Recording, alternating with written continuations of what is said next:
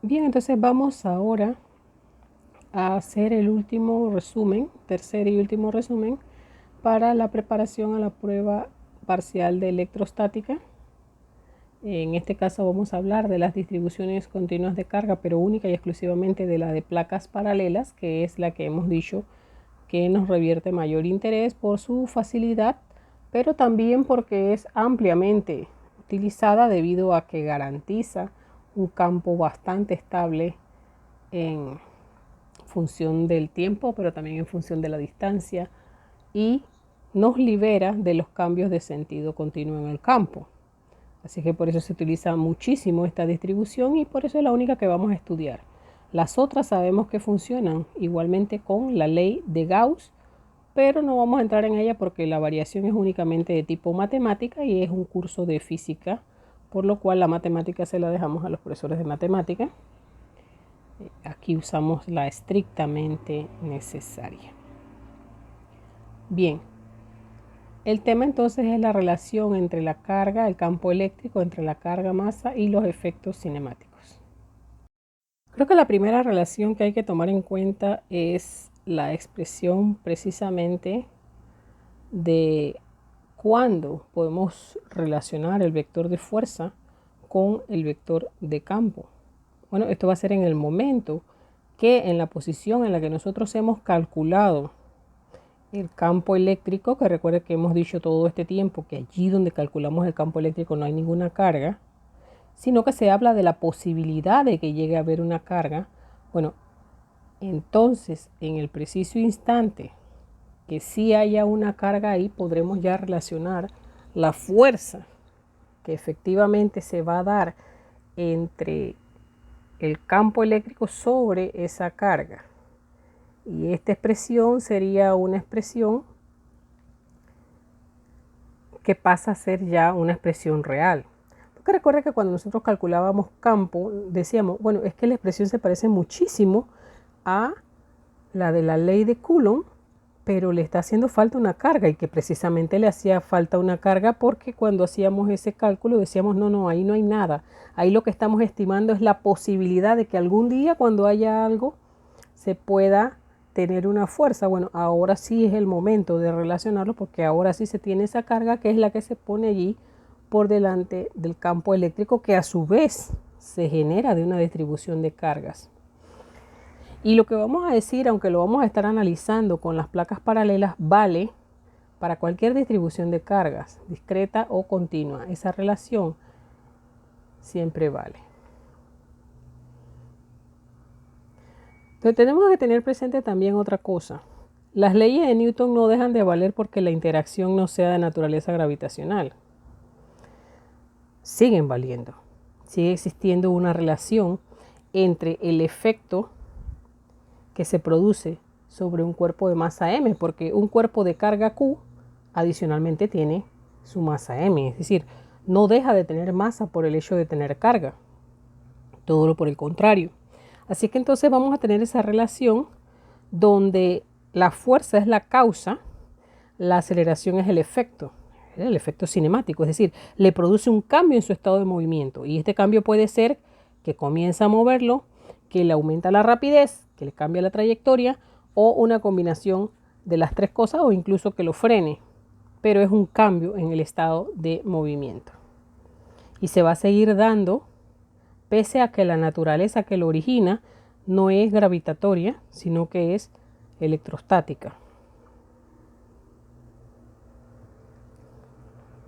Por eso tenemos entonces que tomar en cuenta también la expresión de la segunda ley de Newton o principio causa-efecto y lo que es más, podemos igualarla a la que hemos encontrado, que es la expresión sobre una carga que se encuentra en una región de campo eléctrico E, que es lo que efectivamente entonces se va a hacer.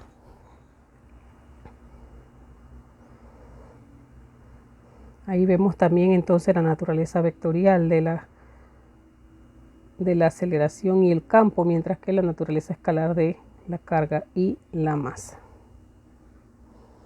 Así que según nosotros lo necesitemos, como en algunas tecnologías que teníamos anteriormente, necesitábamos acelerar mucho un electrón para que impactara una pantalla con pintura fosforescente, y de esa manera se producía un punto de luz o un spot, y era así como teníamos las televisoras antiguas, ¿verdad? Entonces podemos diseñar el campo apropiado para saber qué tanto, para obtener la aceleración que necesitemos para que se produzca el brillo en la pantalla. Pero también pudiera ser todo lo contrario, ¿verdad?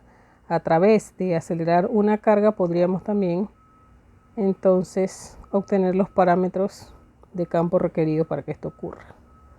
Bueno, vamos a hablar ahorita de lo que son las distribuciones continuas para hacer ya el resumen, donde nosotros vimos que nosotros trabajamos los ejemplos de cargas, de configuración de carga denominado placas paralelas, y el cálculo se lo pusimos ya a ustedes en un video, aunque está en todos los libros, pero que nos revierte mucha utilidad, pero además que mucha sencillez, porque en el espacio libre pues tenemos que la sigma, que es la densidad de carga, simplemente es igual a la carga entre la unidad de área, y el campo, el módulo del campo va a ser sigma entre epsilon sub 0. La dirección del campo, entonces ya eso es por definición. Si nosotros tenemos un par de placas paralelas, entonces simplemente vamos a estar orientando ese campo por definición como una perpendicular desde la placa paralela desde la placa paralela positiva hasta la placa paralela negativa. En este caso vemos, por ejemplo, a la izquierda una imagen donde eso implica que el campo va bajando, y la de la derecha es una imagen que nos implica que el campo irá a la izquierda porque es perpendicular. De esta manera entonces las líneas de campo serían muy constantes y muy fáciles de calcular. Sigma entre epsilon sub 0 y la dirección simplemente perpendicular a la orientación de la placa.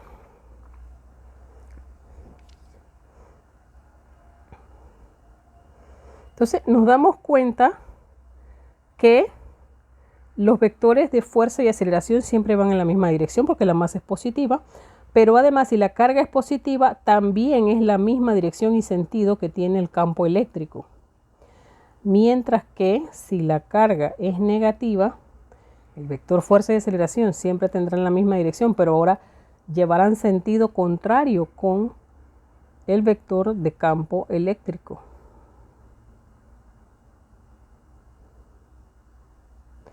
Ahora bien, hay que estudiar otro caso. Esta aceleración la vemos que es paralela a las placas, perpendicular a las placas, pero pudiera ser que entrara perpendicularmente un movimiento, ya que hubiese un movimiento rectilíneo uniforme,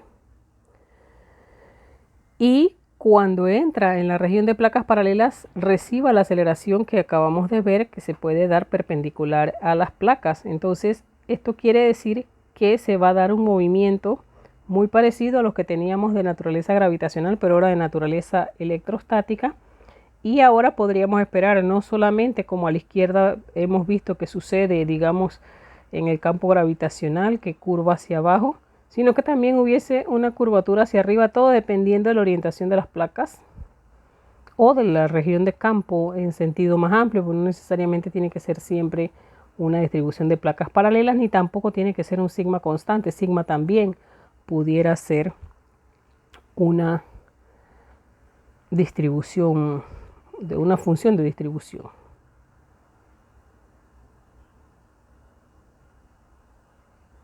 Es muy interesante ver que se hace más variado. Nosotros no esperamos en nuestra vida diaria y cotidiana, a menos que estudiemos estos cursos, no esperamos ver que un objeto se desvíe hacia arriba, porque estamos viviendo en las cercanías del campo gravitacional terrestre y tenemos esa experiencia.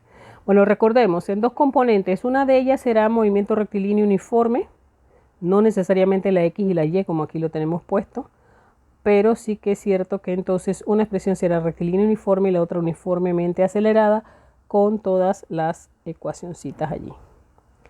Lo otro que le hemos puesto aquí es un ejemplo. En este ejemplo está entrando, pero entra por la vertical hacia arriba. Significa que esa componente es uniformemente rectilínea, la que está en la Y. Nos está diciendo entonces que podría salir formando un determinado ángulo con esa Y. Cuidado cuando vamos a hacer el análisis, nos dice que sale con una rapidez, una determinada rapidez. Sabemos entonces que el resultado de sumar una componente que va vertical con una horizontal es lo que nos daría la componente inclinada. Y esto sería trabajando a través de los vectores. Se sumaría empleando el teorema de Pitágoras y se sacaría el ángulo con el inverso de la tangente, o simplemente trabajaríamos con por. Pero recordar que en este caso que nos han puesto aquí, la ecuación del movimiento rectilíneo uniforme dice x es igual a vxt, pero nos está refiriendo ahora a la dirección vertical en realidad. O sea que pudimos haber puesto también y es igual a vy por t, que va a ser una sola v porque ese movimiento era rectilíneo uniforme.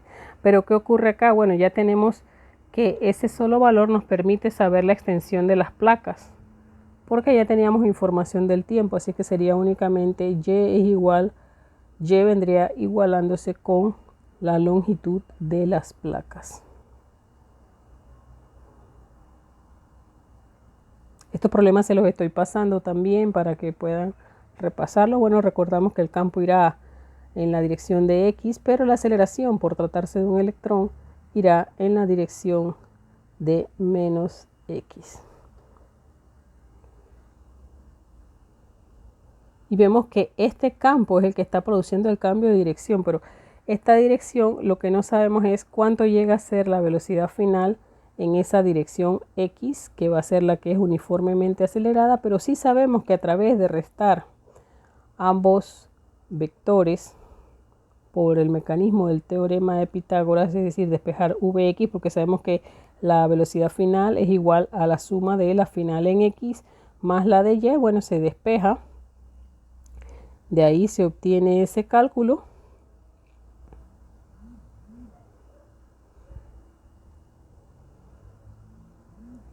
Y entonces podemos incluso sacar por datos del mismo problema cuánto valdría ese ángulo. Y finalmente podemos tener cuál es el valor de sigma, sabiendo entonces todo lo demás de la expresión del campo. Calculamos primero el campo con la relación que tenemos MA igual a Q por E. Y una vez que lo tenemos, despejamos para obtener sigma, porque sabemos que sigma a su vez es Q entre el área. Así que aquí les dejamos otro problemita. Les decimos cuánto va a ser la respuesta y algunas otras respuestas parciales que le irán saliendo ahí para efecto de que vayan comprobando. Y si no, pues entonces me escriben al WhatsApp 6787-1827. Tengan paciencia, sé que ustedes quisieran que se les respondiera de una vez, pero bueno, algunas veces estamos o trabajando o haciendo uso de nuestro tiempo libre. Sin embargo, para nosotros es importante que se mantengan comunicados y en algún momento le damos respuesta.